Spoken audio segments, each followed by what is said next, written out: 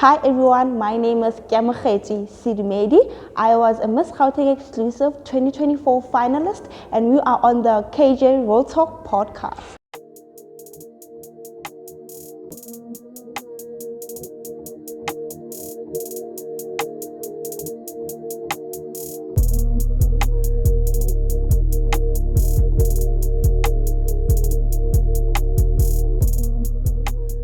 Welcome back to another exciting episode of the THEKJREALTALK podcast. In today's episode, we're joined by the one and only 2024 Miss Gauteng exclusive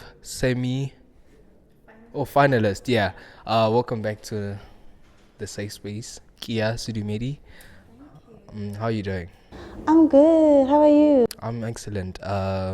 We just wanna talk about your journey, like what really happened, and just tell me about Miss Gauteng exclusive pageantry. The pageant as a whole. Yeah. Okay, so my experience started last year. Yeah. So one of my goals for last year actually was to enter a pageant because I had never done pageantry before. So I told myself I'm gonna enter a pageant, and then I was looking at Miss Gauteng exclusive. Then when they posted that the entries are open and people can start applying, I told myself, okay, cool, I'm gonna go for it. But it was a bit difficult for me because the fear of the unknown, because I'd never done pageantry before. I was a little So that was bit your first skeptical. pageant? That was my first pageant. Yeah. I know. Yeah. So eventually I went ahead with it. I told myself, you know what, I'm gonna do it anyway. I'm gonna do it scared. I entered, and then I got through to the semi-finals. Yeah. And then that was where we had to vote. That was the voting round, and then the finalists were then selected from then. And I remember that day, I was very excited to be one of the finalists. Yeah. And then we later on in December had the sashing ceremony. We received our sashes and we met the rest of the finalists. Yeah. And then this year, that is when we had different types of workshops, we had photo shoots, and different types of experiences, to immerse ourselves in the journey. And I must say, every single part of that was beautiful in its own way. And that was exciting because I've been following Miss Gauteng, and just shout out to Miss J for actually creating that sisterhood platform. Yeah. And I was really excited, just watching from the production side, and you doing makeup, the whole, the whole shebang. The content. Yeah. It was amazing, It was great. And I was like, you know what, I like that. I loved it. Trust me. What has been the relationship you had with the sisterhood? When you say that, actually remind me of something one of the ladies once said, and she said it on the final day, like when we had the final show. Yeah. And she spoke about how it was her first time she was experiencing that type of sisterhood. She spoke about how all the other pageants that she had been in, she felt that this is a competition. But with Miss Gauteng, for her, it was a completely different experience because she felt the sisterhood. Yes, we were competing for the same crown, but we carried each other through the whole entire journey. So that's exactly how it was. It was very beautiful. It was... You had a support. You had support from the girls. I think everybody felt loved and felt safe in that space. Yeah. The same goes for me as well, definitely, without a doubt. Yeah. What are you mostly looking forward to, now that you're semi-finalist, Miss Gauteng semi-finalist, finalist? I don't know why I'm stuck on the finalist, but finalist. What are you mostly looking forward to? Are you looking forward to join any other pageant, or what are you currently focusing on? Okay. So now I'm really focusing on ensuring that I achieve the goal that led me to actually entering the pageant. Yeah. Because when my intention with entering the pageant was to become this woman that I've always envisioned myself to be. I've always wanted to be someone who can go out there and speak and somehow impact people through my speaking. Yeah. So I'm trying now then to establish that career, to establish grounds for myself to be able to do that type of work and be able to impact people predominantly through my speaking. And that is my main goal now.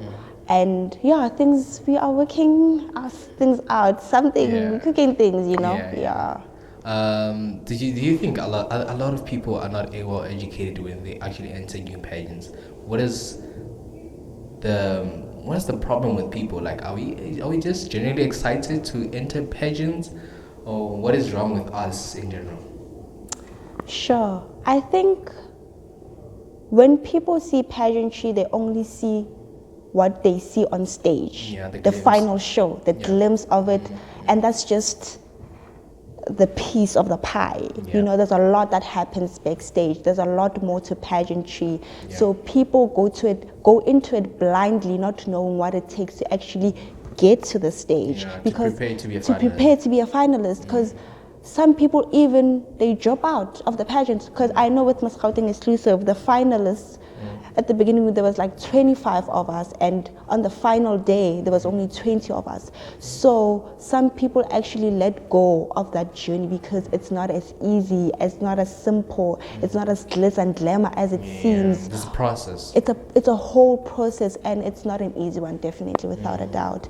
So I think anybody who wants to go into pageantry should prepare themselves mentally for some sort of endurance, because they would have to endure some things, and they won't always want to be in it. People quit because you don't always feel like doing it, and especially when it gets tough, you don't always feel like showing up. So therefore, people quit because of that. So be open-minded. Don't only think it's about the glitz and glamour and the lights and the action. It's more. There's more. There's way more to that. What has been the most difficult part of being a finalist? Sure. Okay. I think that it was definitely having to show up in my own life and showing up in the pageant as well. Because as much as we may do these things, we know that life does get the best of us. You know, we go through challenges in our lives, but unfortunately you still have to show up as a model, you still have to show up as a pageant girl. And sometimes you don't feel like showing up. You don't feel like going to that photo shoot, you don't feel like going to that workshop, but you still have to do it anyway. So that was the most difficult part about it. But one thing I can say, even on those days where you don't feel like showing up, when you do actually show up, you won't regret it. Definitely. That amazing part, embracing the journey. Yeah, definitely. How do you feel about, where do you feel like you're standing in your life right now, in terms of maybe outside pageantry, in your life, and just, you know, the Kia Mohodi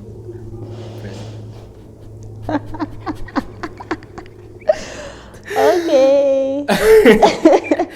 Where do you feel like you're standing in your life right now as Kia?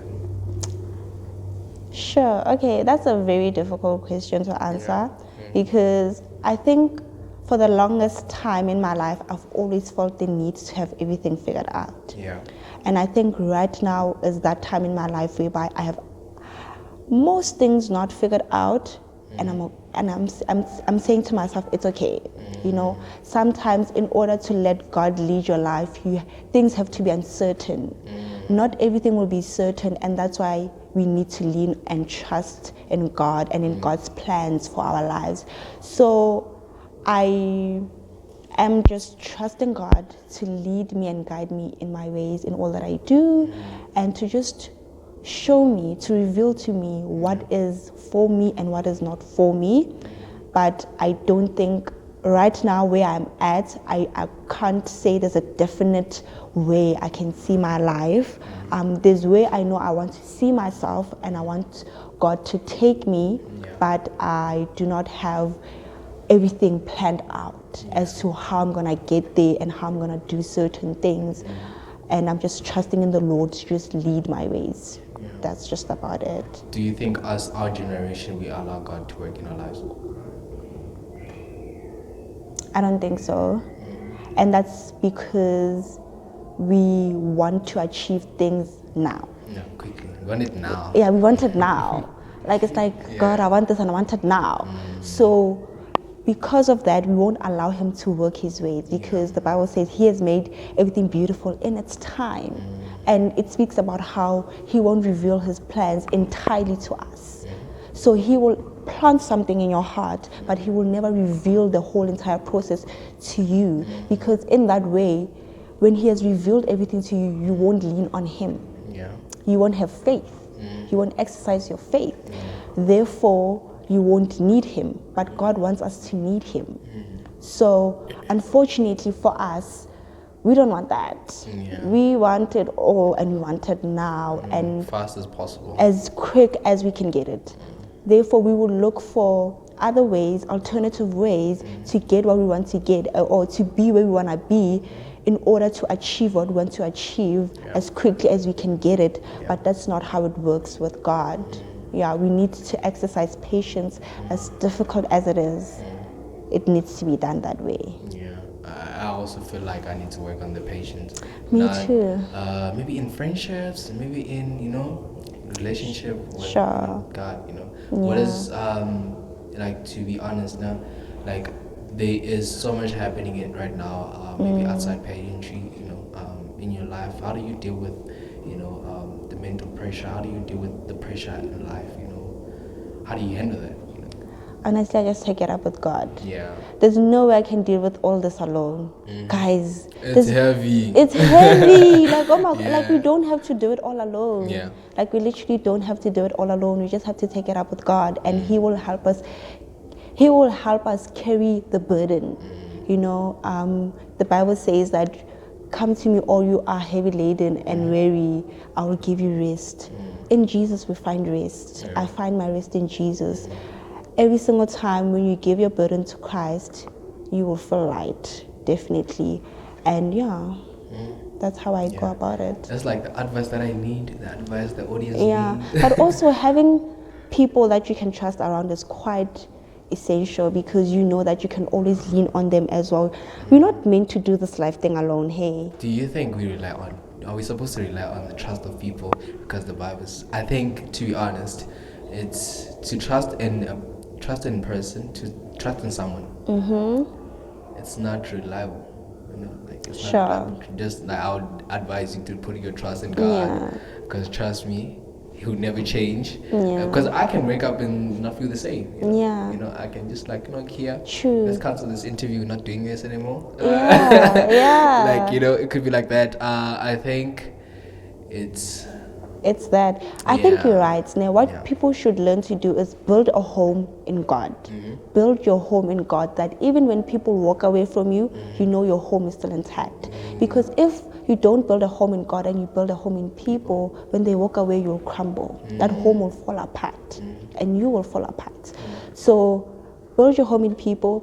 Keep people around, because you're not going to do this life thing alone. You need people to speak to. And the Bible does also say it's not good for me to be alone, there's not so many people just so for us to be alone. No, I don't think so. You've been involved in so many foundations. Tell me about the foundation that you've been involved in. Okay, so I am part of the Sedumedi Hope Foundation. So the Sedumedi Hope Foundation was founded by my aunt, Sedumedi, who is a breast cancer survivor. So the whole mandate of the foundation was to mainly educate people about breast cancer and other cancer-related diseases. So what we do, we have community outreaches and hospital outreaches. So we mainly go to hospitals and preach and pray and give gifts to children that are living with cancer, and just pray with them, speak to them, give them some goodies. We usually do this on Easter and Christmas. And we've had things like Girl Talk in the community of Deep Sloot. That's where we mainly based. But the last event that we had was Refilo's birthday celebration, actually, on the 3rd of June, whereby she was celebrating her birthday with the grannies in Deep Sloot, and they were given blankets and also, had all those goodies for them. And I couldn't make it because I had an exam on that day, unfortunately. But it was amazing. That's all that's about. Yeah. The passion that you have. To be honest, that like when you hear, and I've been following your journey ever since you're a semi-finalist, and I must have sensed something, the passion, the humbleness. Yeah. What are you mostly unapologetic about yourself? Oof, that's a heavy question, but I like it. Yeah. I think being bold. Yeah. Like, I want to be bold and I want to be me at all times. And that's what I should be unapologetic about. Yeah. But I think I'm going through a journey right now whereby I've actually realized that in some parts of my life, I've been showing up not in that way. I've been failing to show up in that manner, but it's something that I'm actually working on. But one thing that I can tell you for sure is that, and that's what I loved about my journey in pageantry, is that it forces you to be who you want to be. Yeah. It doesn't give you a choice. It forces you to show up as that woman that you see and envision yourself to be in your head. So that's what the journey of Miss Gauteng did for me as well, to just encourage me to show up as that bold woman and not be apologetic about it. Yeah. You are a financial expert. What do you believe in, and what are you mostly passionate about in the financial aspect, financial spaces? Yeah. Well, I'm not a financial expert. I wouldn't say that. I'm just highly interested in the field of finance. Definitely. I hold a BCom accounting degree, so I do have an accounting background, and I'm currently pursuing my BCTA at UJ. So for me, finances is what I choose to advocate for, because that's what speaks to me mostly. I think we're living in a society whereby people are not as informed as they should be about things such as personal finance. So my intention is to help people learn and gain more information in order for them to be able to navigate the complexities that come with personal finances, because we are not given financial education in schools. You know, in order to be able to learn about personal finance, you need to actually take it upon yourself. And even in the background that we are in the Black community, and in the Black community, as you're saying, it's not something that is a norm, you know, for people to know and be informed about finances. You know, most of the time we see when people get money, they splash it. So the whole intention of what I want to do is to ensure that people don't resort to that route. You know, they take the route of actually wanting to make highly informed decisions, and decisions that will secure their future financially. Yeah. no, exciting. What's next for you as Gia? What's next?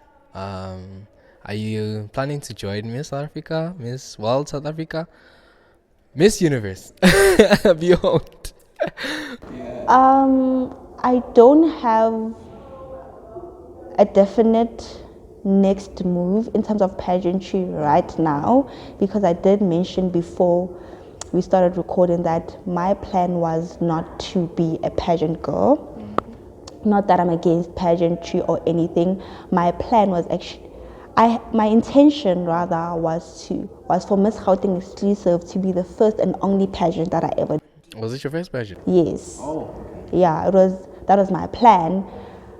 But going through the journey, I enjoyed myself. It was beautiful. I can tell you right now that I actually understand why so many women do it over and over again. It is such an amazing journey that one can ever take. So, will I enter another pageant? Yes. Maybe, definitely. Which one is next? That I'm not sure about. I think I'll allow God to reveal to me that one for now. Yeah, and the when, I will not say, but definitely I think I will pursue pageantry in the future. Are you a makeup artist?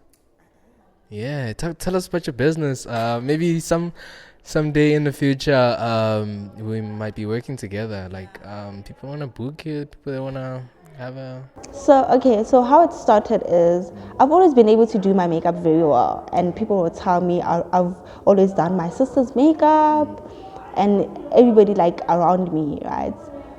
But I don't think I've ever like thought of it to as a sense of a business idea or to make money out of it. It was only when actually we had a photo shoot for Miss Gauteng exclusive, and on that day they called in makeup artists to do our makeup. And I remember sitting there and watching the ladies do their makeup, and I was like, these people are not doing anything that I can't do. They're doing this and they're making money out of it, so like I might as well just do it anyway. So that's when I actually got the idea. I spoke to my friend. I was like, girl, I think, because she was actually starting to pursue that and make money out of it. I'm like, girl, actually, I was watching these women being makeup artists and do their thing. I'm like, those people are not doing anything that we can't do. That's a skill that we also possess, and let's just monetize it. Then that's how it started. That's amazing. And trust me, she's looking amazing. She's looking gorgeous. And I was about to ask, who did your makeup? It's me, of course. Yeah, but people that want to book you, they want to work with you, they want a partnership with you, like, where can they get you? Definitely my number.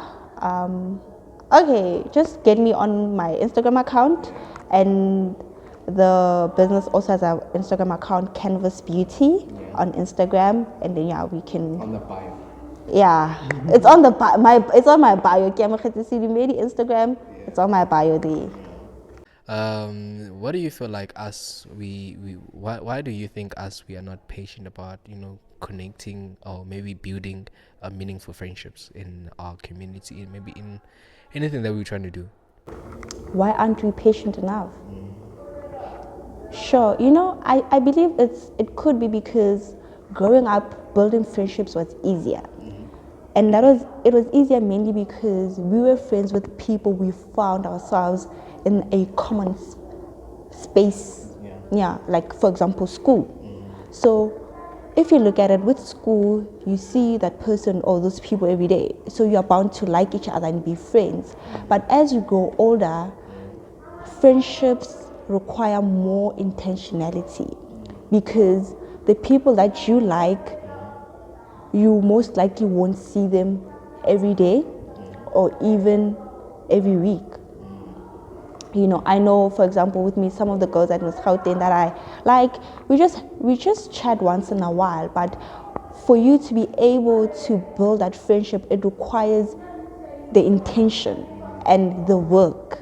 That means talking to the person from time to time, calling each other, checking up on each other, but we don't want to do that. But when you share a common space with someone, it's easier because you don't have a choice but to speak to the person. So we don't have the patience because we don't want to be intentional about it. Yeah. Because it takes so much effort to have a bond with someone. Yeah. Okay, that's exciting. Before we close out the conversation, what's your advice to people that want to join pageantry? Maybe me personally. Maybe I might be, I was thinking maybe somehow I might pageantry king. What advice do you have for someone who actually wants to pursue their career in modeling? Okay. I think what I'd say is what I'd say to myself before I actually enter my next pageant.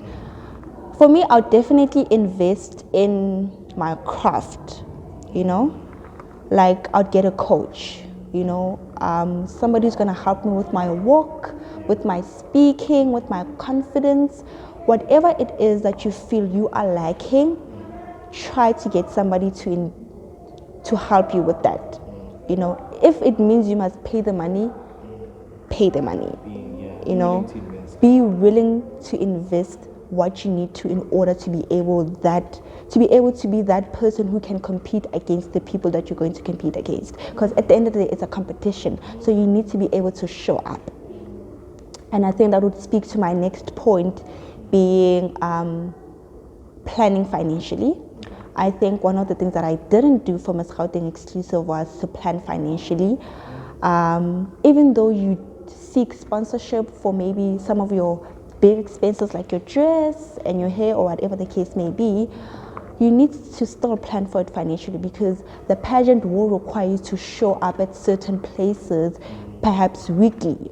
Because I know with Miss Gauteng exclusive, we had weekly workshops and photo shoots. On some weeks we had photo shoots. So you need to show up, you need to be there. When they say this is the venue, you need to be there. So exactly. So plan for it financially, whatever expenses that you know that will need to be covered, traveling expenses and the expenses of the final day. So when you plan, don't only plan for the expenses of the final day of the crowning, but plan for the expenses leading up to that crowning. And also I think being intentional about being a particular person or a particular woman. You know, you need to understand that you need to show up in a certain manner. Branding is important, you know, the way you speak, the way you carry yourself. So you must ensure that you watch yourself, be careful as to how you carry yourself, you know, so be intentional about the woman that you want to present to people as. Yeah. Above all, I think ensure that you surround yourself around the people that have done pageantry before, because they will be able to give you insight as to how the pageant world is, because I think we can sometimes underestimate what goes into being a pageant girl. Because when you see someone entering pageants back to back, you think, oh, it's easy, it's doable. No, honey, no, trust me, it's not. There's a whole lot that goes into it. There's a whole lot that you need to do in order to stay as a finalist. Like, as a finalist, you are given tasks that you need to carry out, and you have to carry them out. And you are sometimes, if not all the time, judged based on the tasks that you are given. So have people around you, or speak to a couple of ladies that have, or guys, for the guys that are doing pageantry or that want to go into pageantry. Speak to people around you, or even if they're not around you, speak to people that have done pageantry before, you know, get some tips, get some guidance. I know for me, I have a sister who has done pageantry before. So I have been able to go through all of her pageantry journey with her. So I saw the nitty-gritties of pageantry, the behind the scenes, all of the things that people don't see, I saw from her. So through my sister's journey, I was able to get the insight that I needed, that helped me tremendously in my pageantry journey. So yeah, I would definitely recommend that. People that want to follow you, they want to book you, they still want to maybe chat with you, they want to be friends with you. Yeah, where can they catch you and book you? You can get me on Instagram. It's Keamogetswe with a .e.s, or just search Keamogetswe Sedumedi. You will still find me. And on Facebook, I am also Keamogetswe Sedumedi. Thank you, girl, for coming on the safe space. And maybe someday in the future, we're gonna have this episode again, and we'll be, maybe you'll be Miss World. You never know. I'm definitely coming back. Yeah. With a title. Yes, with a crowd. With a crowd.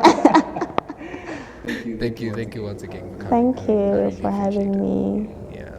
All right. If you want to be part of the safe space and create healthy and healing conversation, make sure you hit me up on Instagram, the KJ Real Talk Podcast, and make sure you email me, the KJ Real Talk Podcast. But easy reply, just DM me on Instagram, the KJ Real Talk Podcast.